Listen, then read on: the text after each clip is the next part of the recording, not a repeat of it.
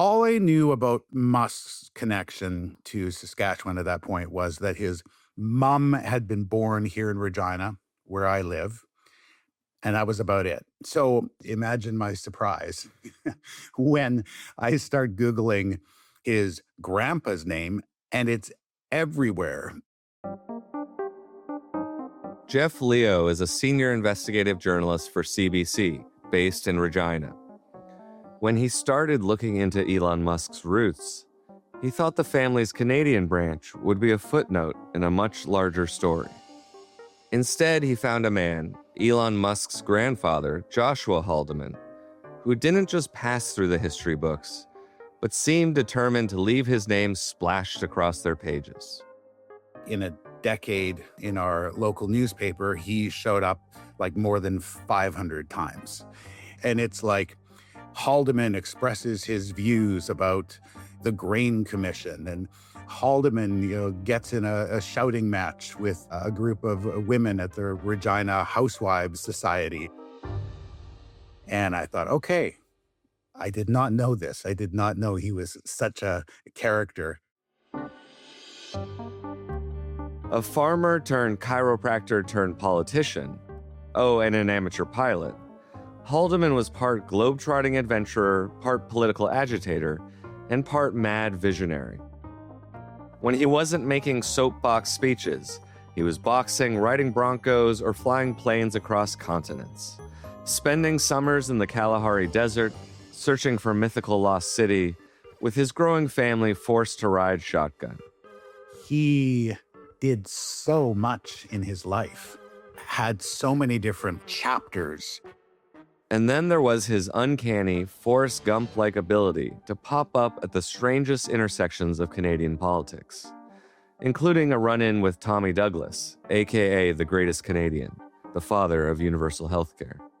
I mean, here's a guy who interacted with some of the most famous Canadians, fought elections against 2 Canadian prime ministers, led virtually every organization he ended up joining, and was just on a frenetic path to try to understand the world and try to have some control in it.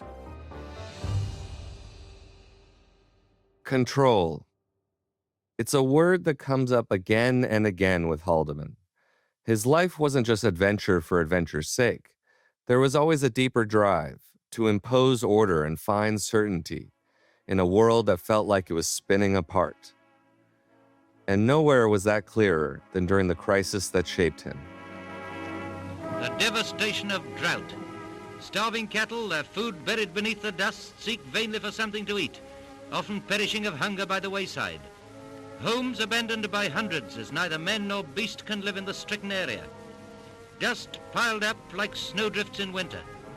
Perhaps a disaster similar to this destroyed earlier civilization. In the 1930s, the Dust Bowl raged through Saskatchewan, displacing thousands of farmers and leaving thousands more totally destitute. I mean, you see these photos of the time. They were farming sand. It was a brutal time. Just as the region began to bounce back from World War I, the Great Depression hit, and then the dust came. The level of desperation was unbelievable, and people were searching for solutions and also sort of searching for explanations, like what is going on here? The people had been failed by the ruling elites, and some were looking for answers. Fringe political movements took root up and down the continent. European-style right-wing fascism found followers in North America.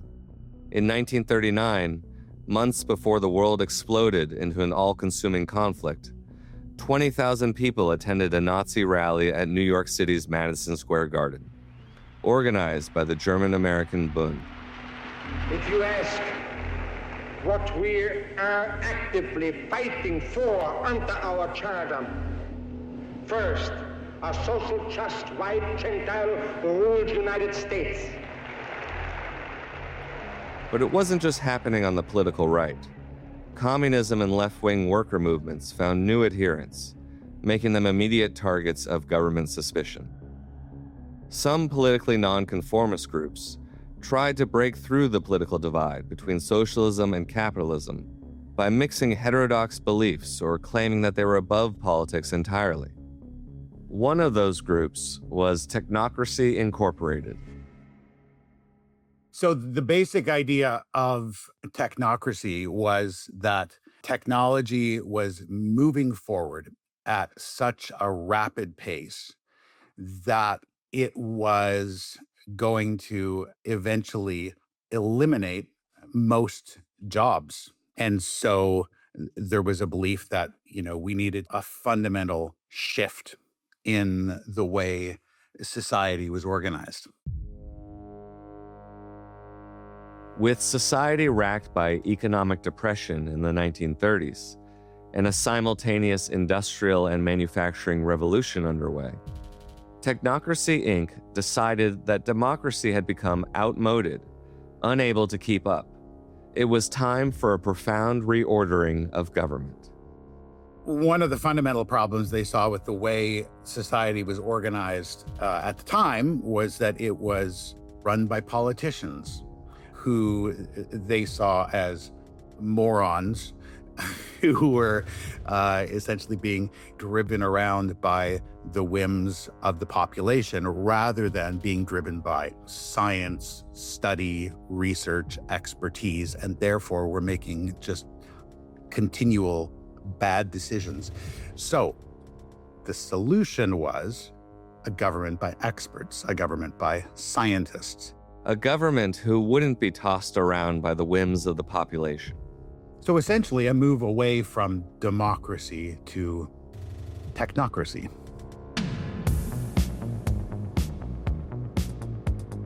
This all sounds eerily familiar and leaves me wondering. When Musk today talks about how governments should run, is there a thread we can trace back through family lore to the ideas his grandfather championed? Do the two men show the same faith in technology, hierarchy, and the supremacy of individual will? The government is just like the DMV that got big. So when you say, let's have the government do something, you should think, do you want the DMV to do it? If a commercial company operated the way the federal government does, then it would immediately go bankrupt. It would be delisted, the officers would be arrested. If the people of Britain take charge and actually ensure that there's a government that represents their interests and not a government that represents foreign interests, then I think Britain has a great future. If the technology that's coming is used in the right way, we can have an incredibly exciting future, one which is, sort of Star Trek made real. I'm Jacob Silverman, and this is Understood, the Making of Musk. Episode 2, Technocracy Inc.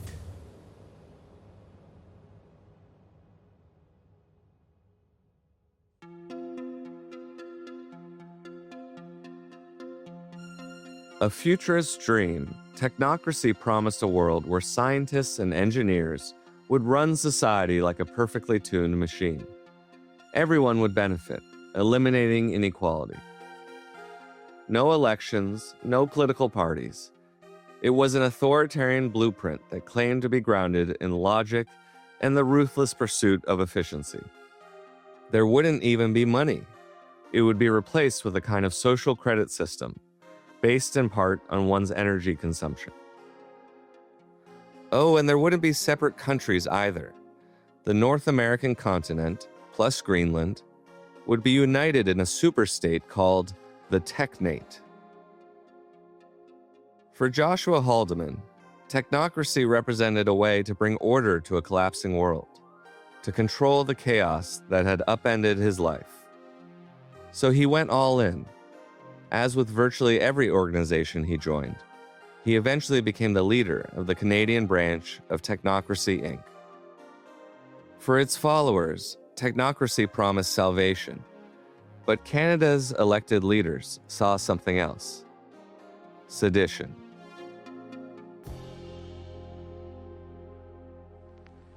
Our first concern is with the defense of Canada. To be helpful to others, we must ourselves be strong, secure, and united. In September 1939, as Hitler unleashed total war on Europe, the Canadian government joined the British in declaring war on Germany. From that moment, Canada was on high alert for subversive organizations that might destabilize the Allied cause. Technocracy Inc. was identified as a threat. Our prime minister at the time, William Lyon Mackenzie King, in a speech in the House of Commons, said that one of its objectives is to overthrow the government and constitution of this country by force. Prime Minister Mackenzie King called for the organization to be banned. Joshua Haldeman, never one to shy away from confrontation, wasn't interested in complying. He fought back immediately. He posted an ad, and he said, like, the Canadian government's making a political blunder, a mistake. This is a dumb move to go after technocracy because we're really patriots. And then shortly after that, he was arrested. Haldeman didn't end up doing any prison time, but the arrest and the crackdown on proscribed political groups helped end his role in technocracy. It also led to him giving up on Canada entirely. He would spend the next decade looking for a place that matched his vision, a society that didn't just tolerate his politics, but embodied them. And like so much in Joshua Haldeman's life, the path to his new forever home was circuitous and surprising, with a colorful cast of characters pointing the way.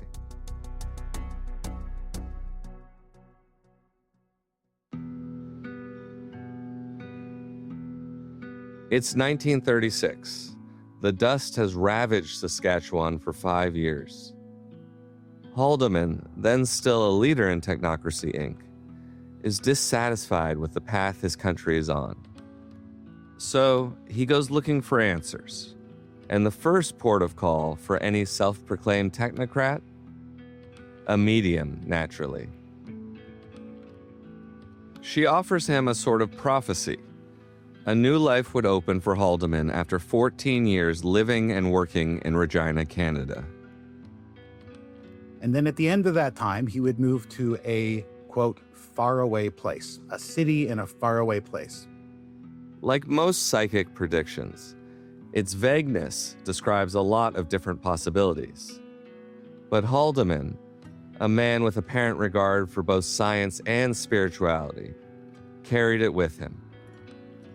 14 years later, a decade after he'd broken with technocracy and is once again in the political wilderness, Haldeman meets an Anglican minister from South Africa, and the dots begin to connect. He became convinced that it was South Africa was that faraway place. And specifically, the thing about South Africa that really attracted him was a prophecy that Anglican minister made, and I'll read the prophecy. South Africa will become the leader of white civilization in the world. That sounded good to Haldeman. He moved his family across the ocean to Pretoria, the administrative capital of a newly entrenched apartheid regime. For him, it wasn't just a new country. It was a model for the order and hierarchy he believed the world needed.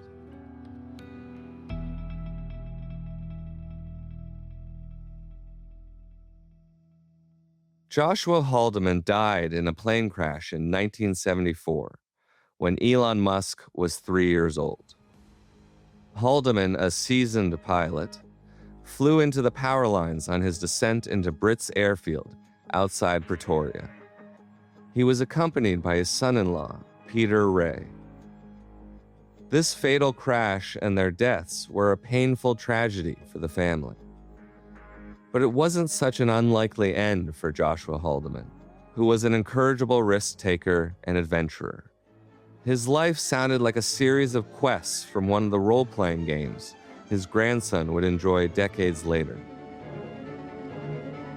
In addition to flying, he jumped trains, searched for a lost desert city, threw himself into right-wing politics, and moved his family across the world to help build a country based on that extreme political vision.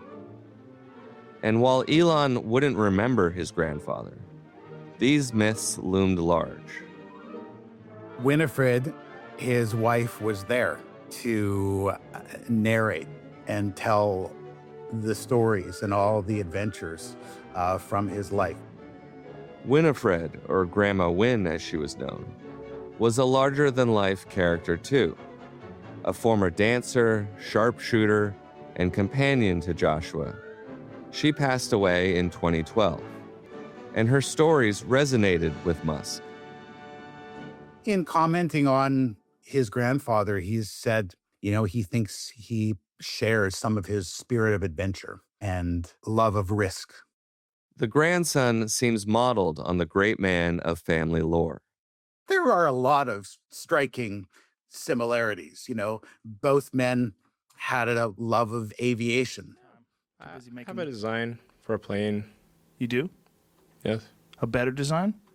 I mean, probably. I think it is. Yes. Who have you talked to? They both seem to end up leading almost every organization they joined. Every day, do you work on all of them in a single day? No. No. But I do have a long work day. I work a lot. Both men very much, wore their politics on their sleeve and were not afraid to get in a dust-up. If somebody's going to try to blackmail me with advertising, blackmail me with money, go f*** yourself. But go f*** yourself. Is that clear? As Elon Musk turned his attention to right-wing politics in recent years, journalists and historians have pointed to his grandfather's story, looking for echoes of the anti-woke crusader we see today. And they've found them, in the characters of the two men, certainly, but also in Technocracy, whose ideas seem to have trickled into the silicon substrate of tech politics. Nearly a century later, those same ideas, societies led by technologists, not politicians, would find new fertile ground. Not in Saskatchewan, not in Pretoria, but in Silicon Valley, the place Musk would land to stake his own claim to power.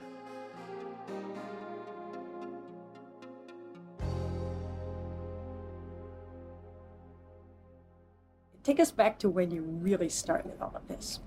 Well, that was the summer of '95. I had no money whatsoever. I was working, doing research in Silicon Valley on a completely different subject and trying to start this company at the same time. That's Musk reflecting on his arrival in Silicon Valley, the place he had dreamed of when he left South Africa. It had been a long, circuitous route to get there. After he left Pretoria in 1989, he made his way to Saskatchewan, the land of his grandfather, where he still had family. He enrolled at Queen's University in Ontario before successfully transferring to the University of Pennsylvania. Now firmly on U.S. soil, the Palo Alto dream was closer than ever. After he graduated from Penn, Musk enrolled in a PhD program at Stanford, the academic engine of Silicon Valley. But he never fully matriculated, never even sat down for a class. Instead, in the great tech industry tradition, Musk dropped out and joined a startup. The company was a web-based directory called zip2.com, and it would bring Musk his first great fortune. Zip2 was designed to help newspapers build online city guides, a kind of Yellow Pages meets Google Maps. From the very beginning, Musk worked hard to cast it as a major innovation. Elon was always very interested in media attention. I remember him wanting to always be the front person for Zip2 and be on every interview, just get as famous as possible. This is Derek Proudian, a seasoned investor, who back in 1996 was funding various startups, looking for the next big thing. From the moment that Proudian met Musk, he was struck by the young South African entrepreneur's confidence. this kid's got a kind of reality distortion field that goes around him. And, after you talk to him for an hour, you're kind of convinced that, up is down and left is right. And whatever he wants to convince you of, it's very persuasive. He was an easy person to buy into, but less easy to manage. And so he would come into these meetings with executives who had, 20 plus years of experience in their function area, and he'd tell them that they were full of shit and that, he knew better. Considering Musk's family folklore and his elite education, it's perhaps not surprising he landed in a place that believed technologists were kings and that the smartest person in the room should be in charge, even if they had no experience. Because that person, in Musk's mind, was always him. He was 26 years old with no track record, but on the Silicon Valley score sheet, his intensity and devotion marked him as a potentially great entrepreneur. Elon would routinely sleep in the office, and he would park his car in a local lot, and, he just accumulated, dozens and dozens of tickets that he never paid. The sort of charismatic, single-minded leader who would sleep in the office, a Musk hallmark from Tesla to Doge, or tackle boardroom naysayers head-on. It seems from the very beginning, Musk had a clear idea of how things should run. He did not want to collaborate. He wanted control. At Zip2, that instinct created tension, but it also gave him a model for how to lead. Act with certainty, silence dissent, and keep decision-making at the top. It would become a defining pattern, one that some recognized instantly. A lot of corporate South Africa was organized around this idea of baskap, which is an Afrikaans term which means bosshood or bossism. And what that meant is that you were the big boss in charge. You were the big man and figure to whom everyone should be deferent and obsequious to. Boss cop, the big boss, the unquestioned authority. This is Will Shoki again, the South African journalist we heard from last episode, who sees a connection between this management style and the worldview Musk was raised in. It's an attitude he carried with him into every company he built. You see that very plainly in Musk, in the ways in which he treats the organizations that he's involved in as his own personal fiefdom, and so feels as if he has unfettered executive power that cannot be challenged and cannot be questioned. And as we've seen from Musk's many public blowups, boardroom dramas, and his sundered relationship with Trump, the world's richest man doesn't take well to being challenged. It translates, one, his commitment to really being the boss, and two, feeling very intensely any threats to that power, whether it's from affirmative action programs that diversify the color and identities of skilled workers, or whether it's from organized working class members of unions who are fighting for better pay and better wages. His fierce crackdown on any kind of union organizing in his organizations shows this hostility to democracy and to participation. It seems from his very first venture, the myth was already forming. Elon the visionary, Elon the founder, Elon the singular mind. A story that would grow more powerful with each new startup, even when it wasn't quite true. But the myth would build. Elon's next big move would take his ambitions to the stars. And in keeping with so many of his future ventures, it would start with a crash.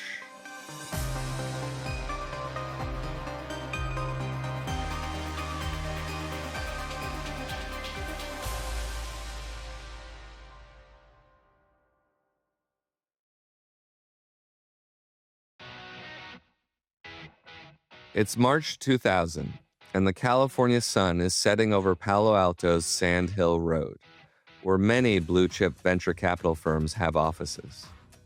A silver McLaren F1, the fastest production car in the world, winds through the quiet streets. Elon Musk, 28 years old, sits behind the wheel of the one indulgence he allowed himself with his Zip2 windfall. $22 million if you're wondering. He used the rest to launch a payments startup called X.com. And in the passenger seat is a man who might be the answer to his next big payday, Peter Thiel. The two men are in the midst of negotiating a merger between X.com and Confinity, their respective internet banking startups. Musk is driving them to an investor meeting, which could help get this thing over the finish line. Musk and Thiel were both supremely ambitious. Their personalities didn't always gel. Following them over the years, Thiel always appeared to me as reserved, cold, a congenital contrarian with a superiority complex. Musk was far more buoyant, dramatic, a troll with a superiority complex. Their relationship was frosty at times, and would later be derailed, at least temporarily, over a boardroom coup. But for now, they've decided that it might be better to join forces than remain rivals. And what better way to seal the deal than with a drive in a 627 horsepower car that Musk barely knew how to handle on Northern California's winding roads. Egging on his colleague a bit, Thiel prods Musk to open up the throttle on the $1 million supercar. What can this thing do? Thiel asks. Musk slams the accelerator. The McLaren lurches forward like a rocket. The speedometer needle dances higher and higher. But here's the thing about having 627 horsepower at your disposal. Sometimes you get more than you bargained for. The car spins out on the iconic Silicon Valley roadway. It hits an embankment and goes airborne, making a full 360-degree horizontal turn through the air. Musk's McLaren crashes to the ground. Incredibly, both men make it out with only a few scratches. The car, one of only 106 ever made, is a total loss. It's also uninsured. But Musk and Thiel still have an important meeting to get to. So they stick out their thumbs and hitchhike over to Sequoia Capital, the most storied VC firm in tech. Having cheated death, it's time to close that deal. This is the kind of story that fits neatly into both family lore and Silicon Valley legend. The risk-taker who courts chaos and walks away unscathed. Just another sign his success was inevitable. Which in this case it was. In March 2000, the merger was finally complete. The new firm would soon be known as PayPal, and it became a giant. Over the years, Musk has positioned himself as a co-founder of PayPal. In reality, the company was built on the combined work of both camps, and Musk's tenure as CEO was brief. He was even replaced while away on his honeymoon. But what mattered was what PayPal gave him: money and a network. It made him rich enough to start dreaming on a different scale, and it tied him to a circle of entrepreneurs who would go on to shape the future of Silicon Valley. PayPal collected a whole bunch of people who were young and intense and were entrepreneurial themselves. And then all of a sudden, it was bought by eBay. So a bunch of these folks are like, okay, well, what do I do next? This is Reid Hoffman, who after working at PayPal founded LinkedIn, speaking in 2014 to Bloomberg. YouTube, Reddit, SpaceX, Palantir, Yelp, Affirm, these multi-billion-dollar companies were all founded by PayPal alumni. The company became a pipeline, churning out new tech elites and massively valuable startups. Others would join influential venture capital and finance firms, or found their own. It also created a powerful sustaining network that backed largely conservative politicians and causes. Reid Hoffman is a rare Democrat among them. It's a network that would be essential in helping elect Donald Trump president twice. We all have still really tight network, and so we're all calling each other going, hey, I'm thinking about doing this. What do you think? Who do you call for what? So, for example, macroeconomic, financial, bold models, I'll call Peter. For a willingness to just think super big with risk is not a variable, Elon. That close-knit web of phone calls and favor trading is the stuff of Silicon Valley myth.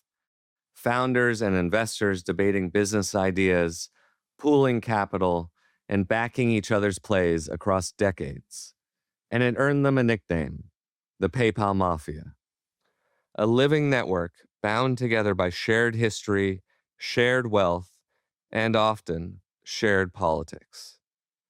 And if you trace those connections far enough, some of them lead back to the same place, half a world away, South Africa.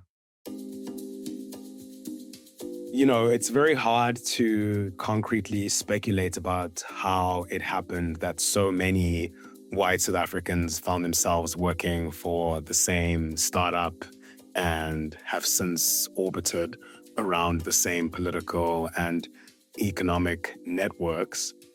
That is journalist Will Shoki again.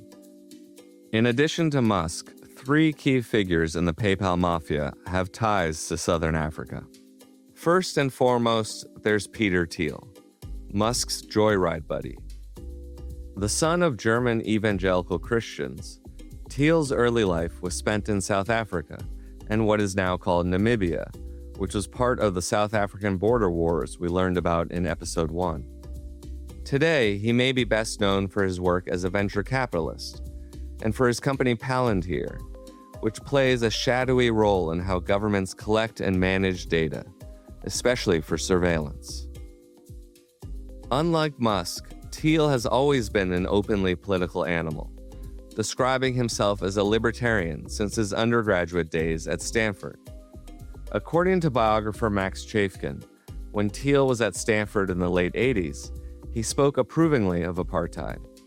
During his time there, he also founded the Stanford Review, a conservative newspaper that would become a launching pad for numerous like-minded venture capitalists and startup founders, many of whom went to work for Thiel.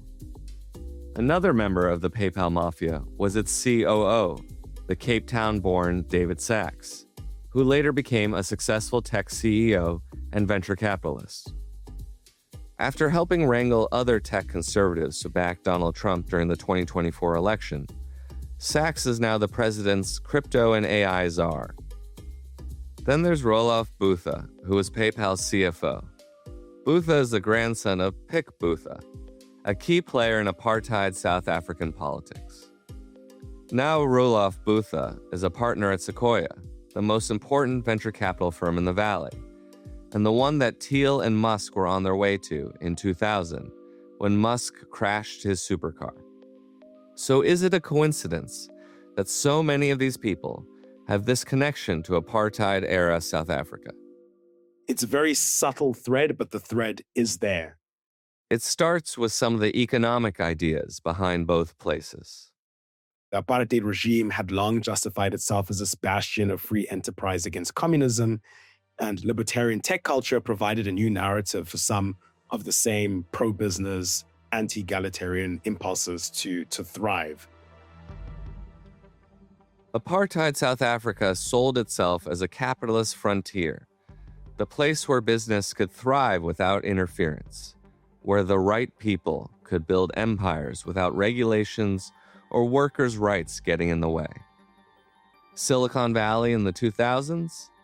It was selling a pretty similar dream, albeit with much better marketing. They did kind of ride this wave of a kind of hyper-capitalist, anti-regulation, move fast and break things culture that in a sense is ideologically convenient for those who have already had a head start, i.e. in apartheid. I think it just felt almost natural for them that Silicon Valley would be the next frontier in living out this upbringing that had taught them to see the world in a specific way. Sounds like they'd found a culture fit. So we have this picture emerging, a group of white entrepreneurs from colonial Africa who found their perfect playground in Silicon Valley's male-driven, move fast and break things culture. And at the center of it all is Musk, armed with what Will calls bossism, this deeply ingrained belief that he's the unquestioned authority in any room he enters. Like his grandfather, he also believes that engineers should be in charge of society. After the sale of PayPal helped spawn the PayPal Mafia, Musk was no longer just another startup founder. He had the money and the self-belief that he can engineer his way out of any problem. He exhibited the kind of evangelical faith in technology that was essential for any entrepreneur looking to make it in the valley. As his star rose, that faith hardened into something more severe, something like zealotry.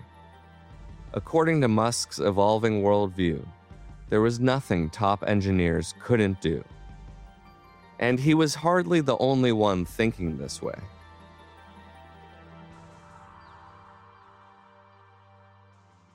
Did it seem like a big deal? Yeah, I mean, it was a really big deal among Silicon Valley type, sort of the accelerationist crowd, as they call themselves. And it's just so interesting. This is Adrienne LaFrance, the executive editor of The Atlantic magazine. She's telling me about this moment back in 2023, when a 5,000-word manifesto started lighting up tech circles. It was written by a Silicon Valley pioneer, the co-inventor of the web browser, a kingmaker investor, and political power player. Marc Andreessen is one of the most influential figures in tech, and he's someone who has been sort of interested in being kind of a public intellectual, for lack of a better term, for many, many years. And in his Techno-Optimist manifesto, Andreessen laid out a totalizing vision. Technology is always the answer. Stop the techno-skeptic hand-wringing, pursue unfettered innovation, and let technologists and entrepreneurs and venture capitalists lead the way. Humanity, he promised, would benefit. A lot of the language of this ideological movement is couched in sort of like building a better world, a world free from diseases, more leisure time, you know. There's something compelling about that, but it's also simplistic. Technology is amazing. I love technology. It's great. I think where this movement becomes alarming is when it bleeds into authoritarianism and oligarchy. And so, as Adrienne implies, the blind celebration of builders masks a political transformation happening, one where billionaire moguls like Marc Andreessen and Elon Musk amass great power. They and a handful of peers decide how technologies are built, deployed, and who profits. It's a very reductionist worldview that sort of tech is always good. If you can build it, you should, and anyone who questions you is the enemy. It's very antagonistic to skeptics, to anyone who would ask questions. Maybe that's why Andreessen has blocked me and so many other journalists on X. And there's something else troubling. One thing that really jumps out at me is it really has a lot of sort of echoes of the early futurist movement of the 1930s. Futurism was an Italian movement that glorified speed, machines, and violence. Ideas that later fed directly into Mussolini's fascism. And sometimes these echoes are more explicit than others. There's one section of Andreessen's manifesto that directly quotes with one word swapped out from the Manifesto of Futurism, which was, an early pre-fascist document. Beauty exists only in struggle. There is no masterpiece that has not an aggressive character. Technology must be a violent assault on the forces of the unknown to force them to bow before man. Andreessen had simply changed the word poetry to technology. Covering the tech right for the last few years, I've realized that some of them, like Marc Andreessen, will come right out and say what they think. They'll quote a proto-fascist text, or they'll share some pretty eye-raising comments by internet Nazis. You know, the guys with pseudonymous X accounts with Greek statue avatars and a creepy reverence for a fictionalized American past. With many of today's tech billionaires, the truth is in their social media posts, podcast interviews, and manifestos. From their own words and gestures, you can recognize a will to power and an impatience with democracy that has made them eager to break the existing political order. Elon Musk is much the same, issuing bold, middle-of-the-night statements about the decline of Western civilization. But Musk also has the internet troll's capacity for brazen provocation, followed by denial and misdirection. No, you didn't see what you just saw. When on Inauguration Day, a grateful Musk gave what looked like 2 Nazi salutes to a crowd of fans, many political observers described it as just that. However, Musk and his defenders summoned a range of excuses about how the supposed Roman salute was a benign, heartfelt gesture. With many arguing that Musk was just trying to do a hand gesture for "my heart goes out to you," but it just... No, it was an international salute that we've had for maybe the last 10,000 years. This salute trutherism is outrageous. This is the most. Do it right now on biggest, TV. This is the biggest conspiracy. No, people, you didn't see what you just saw.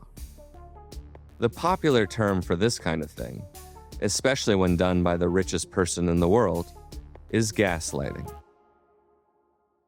What meaning does democracy actually have?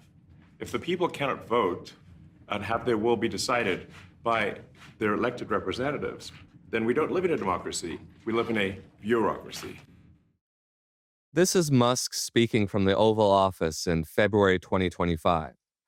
He's standing next to Trump with his son X at his feet, pitching Doge as a savior of democracy in America. And Musk seems sincere, warning that an unelected bureaucracy is stymieing the democratic will of the people. But at the same time, here is an unelected billionaire in the Oval Office telling us what democracy means. And it seems to mean replacing federal employees with 19-year-old coders and AI software. A technocracy, in other words, but maybe not one that would have impressed his grandfather. Technocracy Inc. imagined a highly centralized state run by engineers and scientists, not a libertarian free-for-all dominated by billionaires. Musk and Andreessen's vision is rooted in a very different creed, one that puts power in the hands of a small elite, but keeps the state itself as thin as possible. With Musk and Andreessen, an elite tech political class has seized enormous influence for itself, and it only wants more. I've been thinking about this new class of power brokers a lot in recent years, as I wrote a book about the tech right and the 2024 election. It was the same context that inspired Adrian to write a piece titled "The Rise of Techno-authoritarianism." I felt that people needed to understand the outsized political influence that these many tech leaders are having, not just political influence, but influence sort of on all of our lives. In particular, a small group of tech leaders really see themselves as the ones who should be making decisions on behalf of a population that didn't elect them, and that alarmed me. Adrian wrote her article before the election, but its contours were coming into view. And the authoritarian posture she described only became more visible and more influential as Musk put more than $200 million toward electing Donald Trump, while his colleagues like Mark Andreessen contributed millions more. Don't get me wrong, Silicon Valley has given a lot of donations to Democrats over the years. But this was something different. Not just donations, but direct involvement, advice, even staffing. An unprecedented shift. And it seemed these men had found another culture fit. A reactionary politics that gave them common cause with Trump's MAGA movement.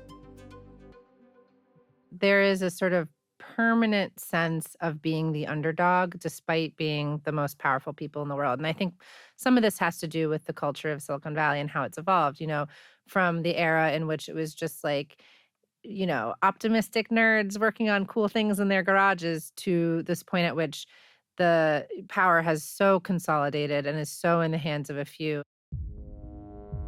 The optimism of the garage tinkerer had curdled into grievance, paranoia, and a hunger for power. It had moved beyond boardrooms and corporate back channels to the most public stage. Silicon Valley titans traded their flip-flops and hoodies for tailored suits, standing together at Trump's second inauguration.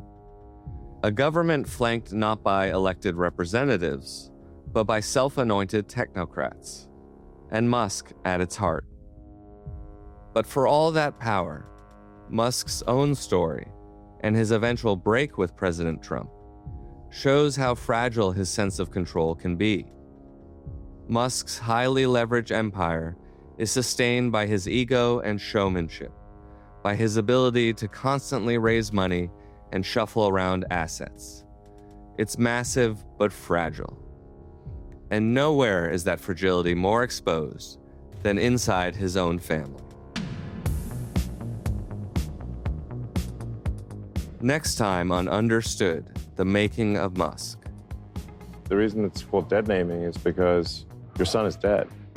So my son Xavier is dead, killed by the woke mind virus. I was literally like, hell fucking no, I am not about to let this bitch come for me and have that just slide. So I had my little Threads response, and it went mega coconuts viral. The podcast contacted Elon Musk through his family office. He did not respond to our request for comment. Understood, the Making of Musk is a chalk and blade production for CBC. It is written and produced by Jason Phipps, M. Wally, Eva Krisiak, and me, Jacob Silverman. This episode features clips from British Pathé, First Look Media, CBS, SG Trader, Hindustan Times, CBC, Joe Rogan, Bill Maher, Khan Academy, CNBC, Bloomberg, NBC, Jordan Peterson, and Matt Bernstein. Matthew Blackman is our South African story consultant. Fabiola Carletti is our coordinating producer. Mixing and sound design by Julian Uzieli and Julia Whitman. Our story editor is Derek John. Our executive producer is Nick McCabe-Lokos.